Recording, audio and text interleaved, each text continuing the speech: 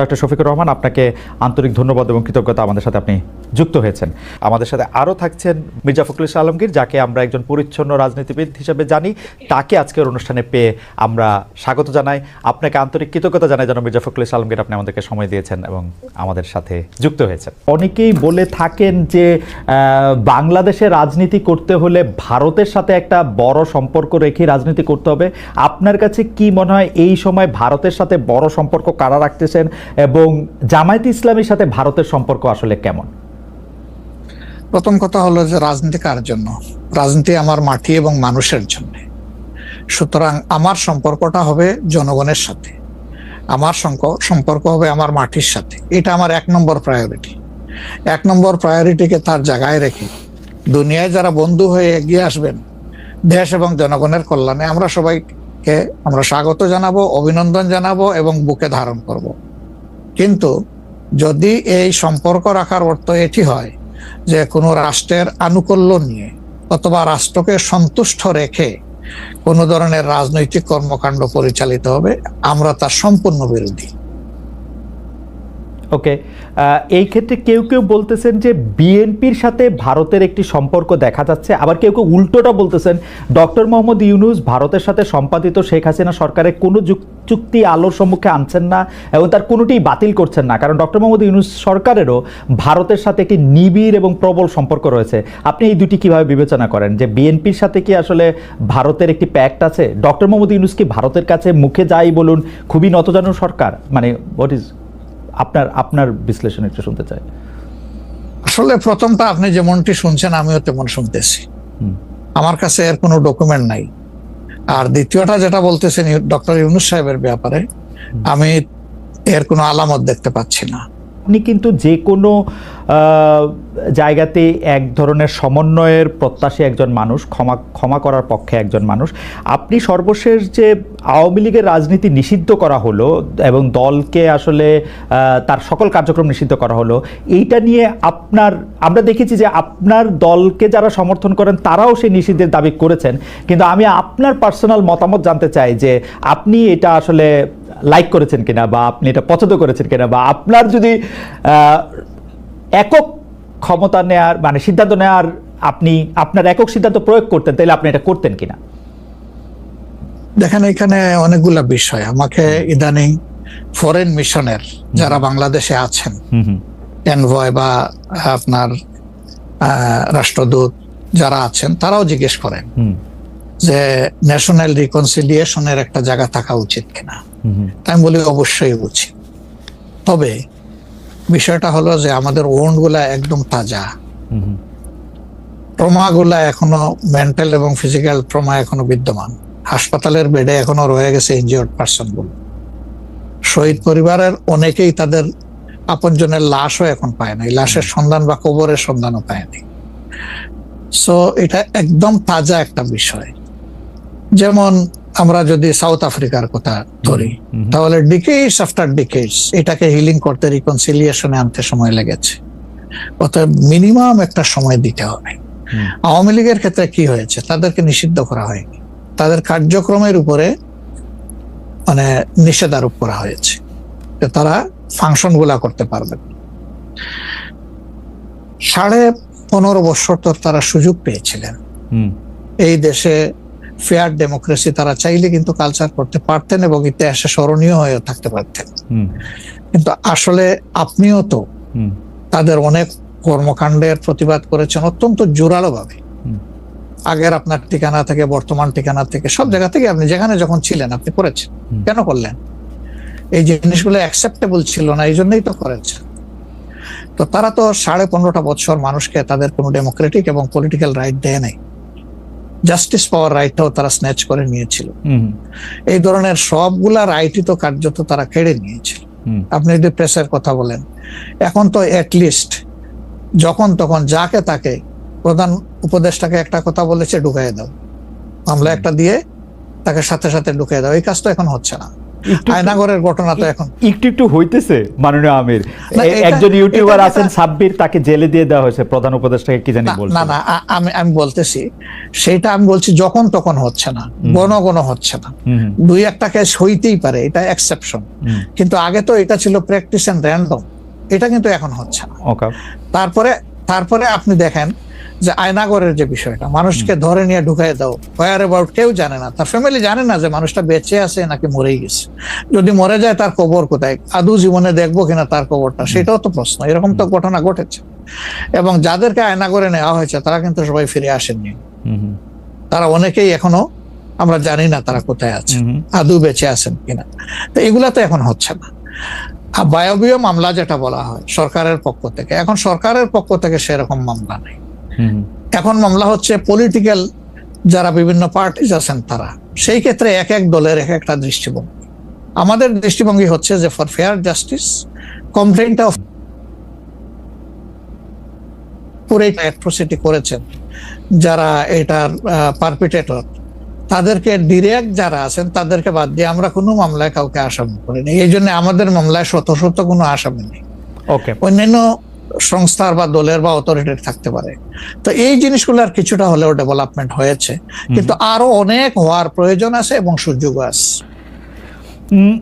এই ক্ষেত্রে আমি শুধু একটা লাইন করে একটু বোঝার জন্য, যে মানে আওয়ামী লীগ নিষিদ্ধ করা হয় নাই, আওয়ামী লীগের কার্যক্রম নিষিদ্ধ করা হয়েছে, দুইটার মধ্যে তফাৎ কি আসলে? মানে তারা মানে কি করতে পারবে আর কি করতে পারবে না, মানে একজন আওয়ামী লীগ কি করতে পারবে এখন?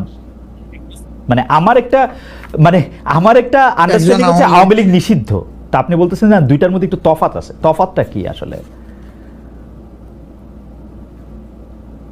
দেখেন, নিষিদ্ধ তো আমাদেরও করা হয়েছিল, তাই না? এবং একবার না, আমাদের এই সংগঠনের জন্মের পরে দফায় দফায় আমাদেরকে নিষিদ্ধ করা হয়েছে। নিষিদ্ধ যখন কোনো সংগঠনকে করা হয় তখন এই সংগঠনের ব্যক্তিরাও বিভিন্ন ধরনের সমস্যায় পড়ে যান, এর সাথে রিলেটেড ব্যক্তিরা, এমনকি তাদের স্বাভাবিক জীবনযাত্রাটাও তাদের পক্ষে চালায় নেওয়া সম্ভব হয়। তারা যদি সমাজের কোনো ক্রিমিনাল ব্যক্তি নাও হয়ে থাকেন তবুও তাদের উপরে সমস্যা আরোপ হয়েছে। কিন্তু যখন কার্যক্রম নিষিদ্ধ থাকবে তখন ওই পলিটিক্যাল কার্যক্রমগুলো ছাড়া বাকি জীবনের সবই তো তারা করতে পারবে, করছে তো।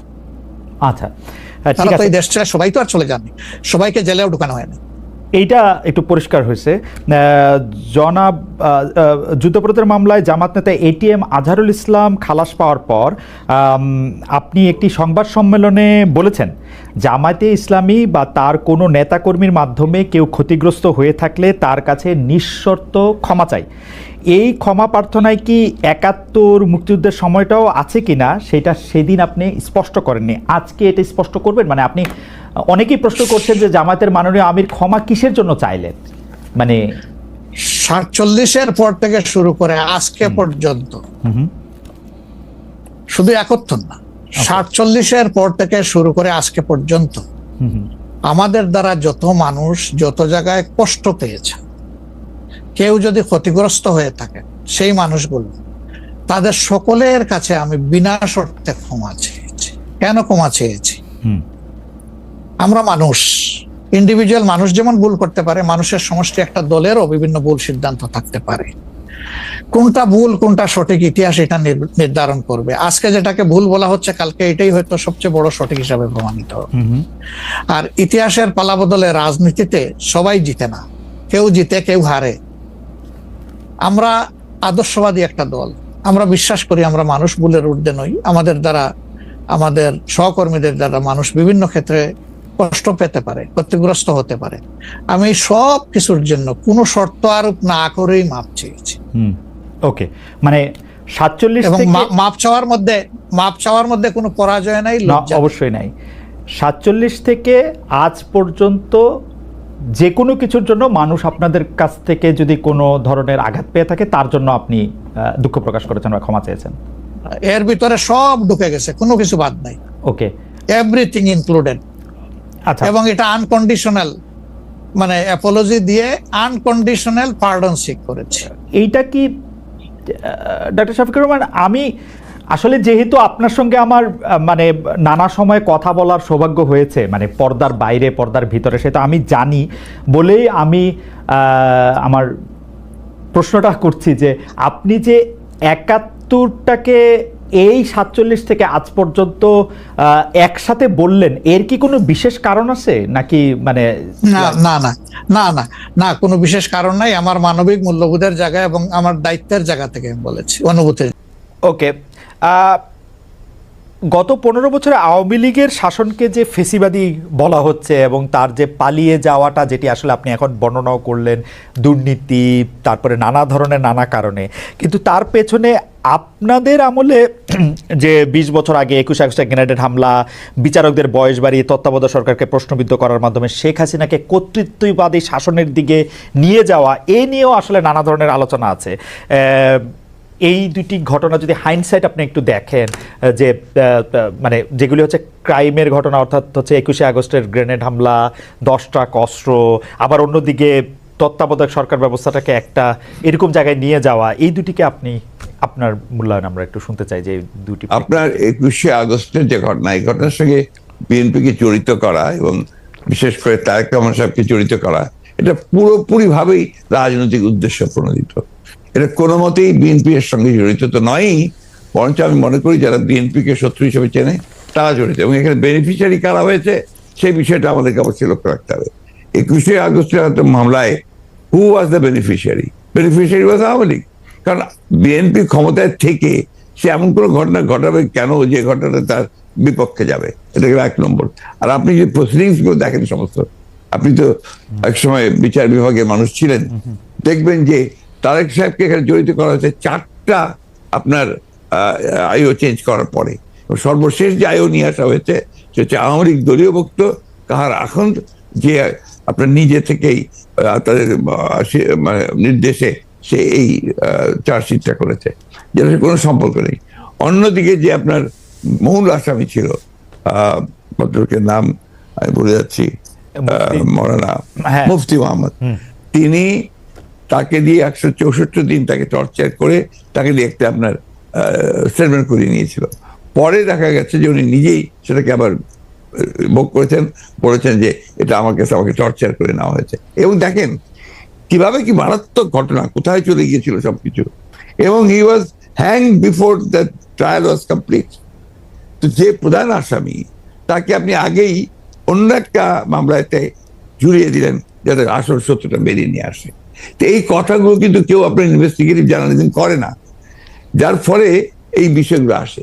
আপনারা পলিটিক্যাল জিনিসটাকে নিয়ে চেষ্টা করেন, ওটা why did you try to go deep into it? আমি বলি, শেষ করি প্লিজ। জি জি জি প্লিজ, ইনভেস্টিগেটিভ জার্নালিজমটা সিরিয়াসলি করেন এবং এটাকে ফাইন্ড আউট করেন যেটা আসলে ব্যাপারটা কি ছিল। সেটা করছেন না, করছেন যে বিএনপি কিন্তু সলভ করার জন্য করছেন। এটাকে আমি মনে করি এটা এক ধরনের রাজনৈতিক উদ্দেশ্য প্রণোদিত। ওকে ওকে, আমি ইনভেস্টিগেটিভ জার্নালিজমের প্রসঙ্গে মানে আমি আপনাকে মাঝখানে ইন্টারাপ্ট করতে চাইনি, আমি শুধু বলতে চাইছিলাম যে এইটা তো আসলে আমাদেরও সীমাবদ্ধতা থাকে, ইনভেস্টিগেটিভ জার্নালিজম যে আমরা করতে পারি নাই। কিন্তু এই কথাও তো সত্য যে বিএনপির আমলে আমরা একটা ২১ আগস্টের গ্রেনেড হামলার পরে আমরা একটা জজ মিয়াকে দেখেছিলাম, যে জজ মিয়া একটা বানানো হতে পারে। আমি ধরে নিচ্ছি সেটা আপনারা মনে করছে যে ভুল, আমিও ভুল ধরে নিচ্ছি, কিন্তু আপনারা তো পারতেন এখানে একটা ইনভেস্টিগেটিভ জার্নালিজম করে আসল সত্যটা উদ্ঘাটন করতে, সেটা তো করেনি। আমি আপনাকে আসল সত্যটা বলছি, সেটা আমি বললাম। আপনি এই জিনিসগুলো তো আপনারা কখনোই তুলে ধরবেন না যে ৪ বার তার আইও চেঞ্জ করা হয়েছে, কখনোই তুলে ধরবেন না যে কার আকাঙ্ক্ষা দেওয়া হয়েছে যে আওয়ামী লীগের নমিনেশন চেয়েছিল, অবশ্যই তুলে ধরবেন। কখনোই তুলে ধরবেন না যে মুফতি মাহমুদকে বিচার শেষ হওয়ার আগে থেকে আপনার ফাঁসি দেওয়া হয়েছে। তো দিজ আর দ্য এভিডেন্সেস, যেখানে আপনি পরিষ্কার বুঝবেন যে একটা শুধুমাত্র সাজানো মামলা, তাকে এখানে জড়িত করার জন্য এই কথাগুলো এসেছে। তত্ত্বাবধায়ক সরকার ব্যবস্থা বাতিল করার জন্য বা তত্ত্বাবধায়ক সরকার ব্যবস্থাকে প্রশ্নবিদ্ধ করার জন্য বিচারকদের বয়স বাড়ানো এবং একজন বিচারপতিকেই আসলে তত্ত্বাবধায়ক সরকার ব্যবস্থার প্রধান করার লক্ষ্য নিয়ে সেইটা করার কারণে বিচার মানে এই পুরো বিধানটাই এটা দিস ইজ ইওর ন্যারেটিভ, এটা আমাদের ন্যারেটিভ নয়। আচ্ছা, আমরা মনে করি যে ওই সময় প্রয়োজন ছিল আপনার বয়স বাড়ানোর ব্যাপারটা, ওটা বাড়ানো হয়েছিল। ইট মে নট ওয়ার্ক, সেটা অন্য কথা। একটা জিনিস আপনি আবার ভুলে যাবেন না যে 1/11 আগে চক্রান্তটা একটা হয়েছিল। সে চক্রান্ত হচ্ছে যে আপনাদের সেই 9/11 ঘটেছিল তার আগে, আর এখানে আপনার কিছু পশ্চিমা দেশ একসাথে হয়ে চুইসডে ক্লাব তৈরি করেছিল, একই সঙ্গে ভারতবর্ষ তার সঙ্গে যুক্ত হয়েছিল, এবং তাদের মূল টার্গেটটা ছিল যে জাতীয়তাবাদী শক্তিকে এখান থেকে নির্মূল করা।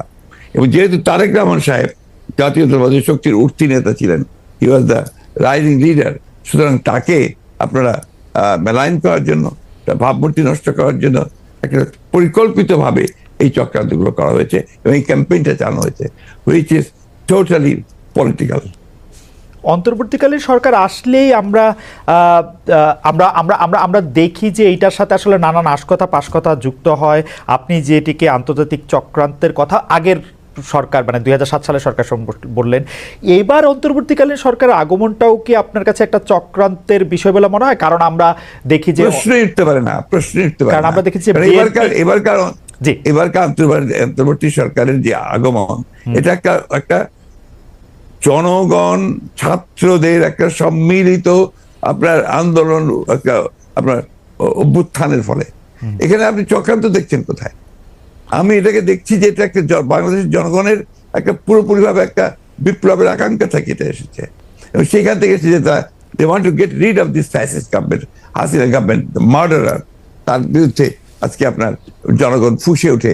আপনি চিন্তা করে দেখেন, আপনি তো দেশে ছিলেন না, সেই সময় যদি দেশে থাকতেন তাহলে দেখতেন শিশু, নারী, বৃদ্ধ কেউ ঘরে ছিল না, সব বেরিয়ে পড়েছিল।